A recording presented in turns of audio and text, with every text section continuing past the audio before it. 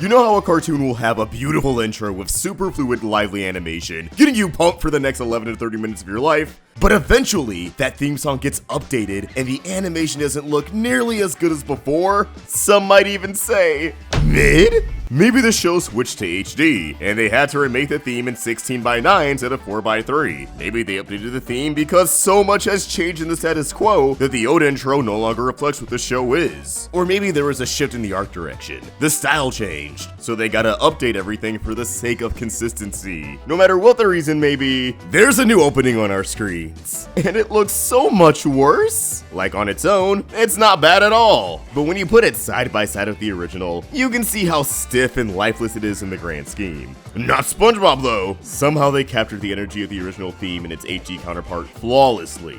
Also not Steven Universe. Those intros just kept looking better and better for reasons we'll touch on later. Still, it's depressing when you notice these downgrades because animation is such an incredible medium for not just storytelling, but depicting movement. Shit is practically magic. The worst kind of downgrade is when an entire show loses its sauce, instead of just the theme song.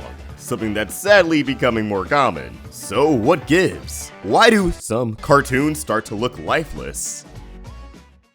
Also, if you're new to the channel or feeling a stroll down memory lane, be sure to check out Roundtable Rewind, a new channel that has a bunch of Roundtable videos old and new, re-edited into theme compilations. We got 4 out right now on Gravity Falls, Steven Universe, Regular Show, and a variety of cartoon topics that you can check out, with more on the way. Thank you so much for your continued support. Now let's get into it. So the idea of this video actually came from a viral thread over on everyone's favorite hellscape, Twitter. Animator Dan Root shared a side-by-side comparison of the Simpsons theme song, showcasing the steep downgrade in animation. The new one simply feels under-animated. Marge's hair went from having a life of its own as she whips it around, to being as stiff as a Lego. You don't get that dopamine from seeing her slowly turning, only to quickly snap into place and slow back down as her hand lowers. Now, both of her hands are on the cart the entire time, and the act of her turning to Maggie is only a few frames. She's not moving for very long. Hell, even the hands of the cashier throwing the bag into the cart hits different in the original. He went from really throwing that shit with some strength to kinda just dropping it in, and the bag itself is more angular and realistic as it drops into the cart. There's still some squash and stretch to help sell the bounce, but between the bag and the original having a rounder lower half, and the persistent factor of there being less frames, it just doesn't look as good. But I think more people are going to be focused on Marge as opposed to the paper bag Maggie's in. So apologies if that reads as nitpicking. I actually don't think Maggie herself popping out of the bag is worse than the original though. Like yeah, there's less frames, it moves a lot faster, but I think the way she snaps into place still looks pretty great. You get the idea though. What gives? Well, this quote tweet to Dan Root's comparison seems to have the answer to our question. I mean, 79,000 likes? Over 1 million views? Clearly some valuable wisdom is being bestowed upon us. This effect is happening across 2D animation generally because of computers. Hand-drawn animation is inherently less precise, so animators compensate it with bigger motions and stronger poses. Digital allows for much more precision, so bosses got myopically nitpicky. The end result is that, although the old analog animation is full of flaws or errors, especially on HD screens it wasn't intended for, the weakness of the digital process is that it's boring. You really think someone would do that? Just go on the internet and tell lies? Yeah, despite the 70,000 likes, this actually isn't why things look the way they are now. Which makes sense when you take like 2 seconds to think about all the moments of Sakuga that digital has provided us. The idea that drawing on paper is inherently less precise just doesn't make any sense. Animating on paper can be, and generally is, just as precise as animating digitally. I feel like the sentiment also just dismisses the skill of animators because they're trained to do this with precision. Also, a lot of cartoons are still animated on paper, even if they're inked and colored digitally, and I'm pretty sure The Simpsons is one of them. This theme song definitely is. So, yeah, this statement doesn't really track. In fact, when it comes to the remade theme song in particular, here's what the animator of the sequence had to say all the way back in 2009 in response to the criticism of it feeling lifeless. Believe me, I couldn't agree with you more. I've been trying to interject basic animation principles into the show since I got there, i.e. squash and stretch. But the truth is, that's not what the showrunners want. I did that scene of Marge in the supermarket, and I had originally animated her with the hair wobble and such, but the response I got was, it's too fancy for the Simpsons world. No joke. I actually get it all the time. They say for the TV series it can't do those kinds of things, but for the movie it's fine. I also animated Sideshow Bob swinging the machete, and my first pass looked great, nice and fluid. But again, the response was, it's too fancy, so I had to dumb it down. Maggie popping out of the bag they liked though, and that has Squatch and Stretch in it, as well as her being scanned. I know a lot of fans like you would like the show to return to the nice wackiness of the first seasons, and I would too, but there is nothing we can do as animators.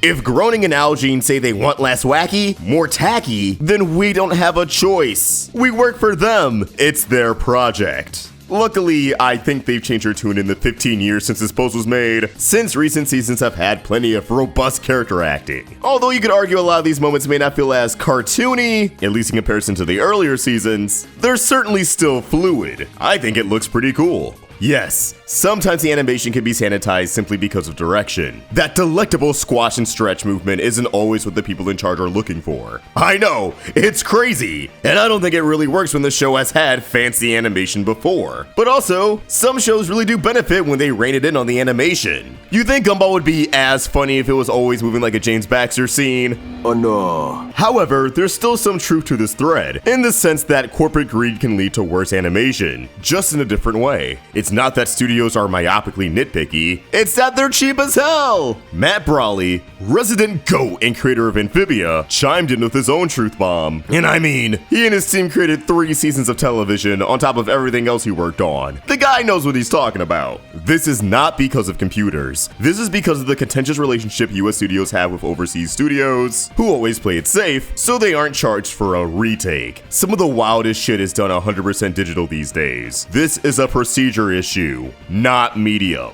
And I mean, yeah, again, it's like Scavenger's Reign, hello? What are you talking about that computers are the problem? For those who are out of the loop or need a refresher, for the longest time, a Boga production for animated series takes place in the US at studios like Disney, Nick, and Warner Bros. Animation, but the animation itself is almost always outsourced to a vendor studio. Because money. A lot of them exist in different countries, which means they don't have to be paid US wages or union wages. When the first take of finished animation comes back from overseas, there's a chance that the vendor studio didn't interpret the storyboards properly, and it looks kinda jank. Or it's just not what they asked for, even if it's good. This is where the studio commissioning the vendor can request retakes. Thankfully, a chunk of a production's budget is specifically meant for retakes, but from my understanding, and well, Matt's tweet, the vendor studio can also be charged for retakes depending on the circumstances. So for the sake of time and money, a lot of vendor studios will just stick to the storyboards as closely as possible and deliver something serviceable in order to avoid retakes. It's riskier to be ambitious, because there's a very real chance that you'll have to redo it anyways and be penalized for it. Yeah, not fun. Back to Twitter though, Adam Tierney was able to glean a bit more insight from Matt. From making ofs on DVDs, I recall a lot of wilder animation sequences in The Simpsons being done by the US animation leads. And I know you use folks like Small Boo for some of the crazier Amphibia sequences, right? Is that related to this? To ensure more ambitious animation? Matt responded, it is and it isn't. If you want to go off model and break from the usual style of the show, like you have a very specific vision, then it makes more sense to do it yourselves or with a boutique animator. Matt's of course referring to scenes that are either handled in-house or enlist a guest animator. Either way, the vendor studios aren't the ones handling it because they'd play it safe and undermine whatever grand moment is being brought to life. That isn't shade to the vendor studios at all, by the way. They are overworked and underpaid. I don't fault them for playing it safe. I'm just making it clear that if you really want a moment to pop off, you're either keeping it in the crew or bringing someone in for help. For example, let's look at Gravity Falls. 2 major moments in the series, Ford's big debut and Bill Cipher's defeat, were both animated in-house by Dana Terrace. Over on the Owl House, you had artists like Spencer Wan and Tom Barkle handle big action set pieces alongside Dana herself. You also have animation duos like Small Boo guest animating on shows like Adventure Time, Amphibia, Owl House, and Smiling Friends, giving scenes a distinct fluid look that stand out from the rest of the series. Steven Universe also had a handful of moments handled by Takafumi Hori, namely musical moments such as Here Comes a Thought, Other Friends, and Change. A big piece of misinformation is that Hori animated all of Mindful Education when it was just a song, and I think maybe this party sequence was Stevani, but the reason why this episode looks so good is because it was done by the best studio and storyboard team. Let me reiterate, all of this doesn't mean the vendor studios are incapable of delivering amazing work. Let me read one more tweet from Matt to y'all. Some of the best animated episodes of Batman the Animated Series came from trusting the overseas team and empowering them to do their thing. If you are afraid of being penalized, you aren't going to do this. Lots of studios have been browbeaten into this mentality. This is where I think the vendor studio hired to work on a series is vital to the final product. And the team within the studio, as two shows could have the same studio, but if one goes to the A team and one goes to like the D team, there's probably going to be a gap in quality. The studio's best is already tackling something else, but if you want to air this when you want to air it, you're just gonna have to roll the punches and go with a team whose work just isn't as good. If you want a better idea of how vendor studios can impact the final product, look at Star vs. the Forces of Evil. To this day, people still praise Season 1's animation as it was handled by Mercury Filmworks, whereas the rest of the series was handled by Rough Draft Korea and Sugar Cube. I mean, half of Season 1 was also done by Toon City, who didn't look nearly as good as Mercury, and is arguably the weakest studio that worked on the show, but most people don't realize that when glazing Season 1's animation. Mercury gave the series a lot of energy, utilizing the animation principles to their fullest. That studio is a great example of what rigged animation is capable of. Sugar Cube, on the other hand, is an example of why a lot of casual animation fans tend to be apprehensive of rigged animation. The art's consistent, but it's a lot more stiff. The movement almost feels robotic, and it's a bit off-putting. Rough Draft episodes actually look pretty good for Star. They're hand-drawn on paper, which is what I prefer, and they were my favorite studio when the series was airing. I feel like they knew how to follow the storyboards while elevating them at the same time, especially when there was action. I also appreciated their work on the Owl House, although it wasn't as strong as Star, especially towards the end, which I think hammers in that the team working on your project within the vendor studio is just as imperative as the vendor itself. Another great example of all of this is Cartoon Network. The animation for a lot of shows were split between Rough Draft and Summon, and where I have a lot of praise for Rough Draft's work on Disney shows, I'm not a fan of their work on Cartoon Network shows. The best example of this is without a doubt Steven Universe. All those examples of the show being inconsistent and off-model, pretty much all those screen caps come from Rough Draft episodes. Usually the Sunman episodes looked amazing. They had great line weight, smooth movements, and understood the vision behind following the storyboards. They perfectly captured all the expressions and incorporated the different styles of each artist, while still maintaining a sense of consistency between the characters and their proportions. You could count on them to deliver a quality product. Rough Draft, on the other hand, well, you see the name. Thin line art, inconsistent proportions, messy expressions, stiff movement unless the storyboard artist practically animated it for them. This sucks, man. They definitely didn't have their best working on Steven, and they didn't seem to fully understand what the show was going for visually. It's baffling because their work on other Cartoon Network shows didn't look as bad. It's jarring. Like, look at Say Uncle, an episode handled by Rough Draft. Uncle Grandpa is so faithful to his show's art direction that it blows my mind that they have the Steven Universe characters look the way they do. I really don't get it, especially because the model sheets, which do exist, don't get me started, have line art that Sunman can perfectly emulate. Again,